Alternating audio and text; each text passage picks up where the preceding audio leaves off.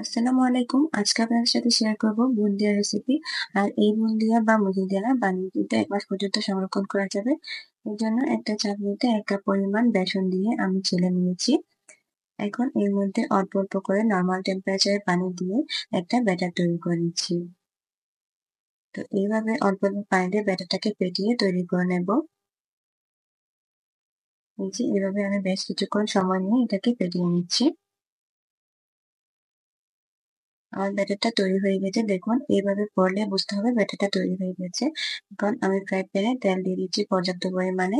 দিয়ে চুলা আঁচটাকে মিডিয়ামে রেখে তেলটা গরম করে নিচ্ছি। এদিকে আমি ব্যাটারটা আলাদা ভাগে ভাগ করে নেব কালার মেশানোর জন্য। আজকে আমি ২ কালারের বুন্দিয়া তৈরি করব। একটা হচ্ছে অরেঞ্জ কালার, আরেকটা রেড কালার দিব। আরেকটা এমনিই রাখবো। তো এখন আমি একটাতে রেড কালার এবং একটাতে অরেঞ্জ কালার মিশিয়ে নিয়েছি।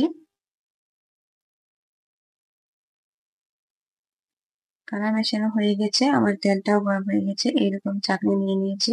এখন এইভাবে একটু উপর থেকে ধরে দিয়ে দিচ্ছি। এটা কিন্তু চাকাতে হবে না। জাস্ট উপর এভাবে ঢেলে দিবেন আর পড়তে থাকবে।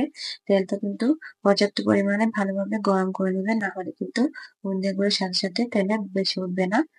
তো দেখুন এগুলো ভাজা হয়ে গেছে। আমি অল্প, অল্প করে এভাবে তুলে নিচ্ছি। একইভাবে আমি অরেঞ্জ কালার বুন্দিয়াটাও ভেজে নিচ্ছি।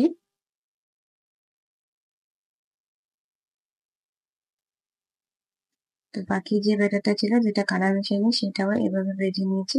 সবগুলো ভাজা হয়ে গেছে। এখন শিরা তৈরি করছি। শিরার জন্য আমি 1/4 কাপ চিনি দিয়ে দিয়েছি আর দিয়েছি অল্প একটু পানি। এখন একটা ঘন শিরা তৈরি করব। এই যে আমার শিরাটা তৈরি করা হয়ে গেছে। এখন সবগুলো বুন্দিয়া আমি এখানে দিয়ে দিচ্ছি। দিয়ে ভালোভাবে নেড়ে নেব। ২ মিনিট এভাবে নেড়ে ছেড়ে নেব।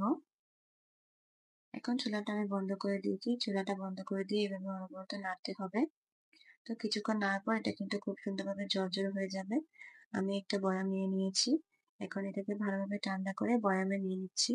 এভাবে এটাকে নরমাল ফ্রিজে রেখে পুরো রোজার মাস কিন্তু খেতে পারবেন। এভাবে ট্রাই করে দেখবেন। আশা করি রেসিপিটা ভালো লাগবে।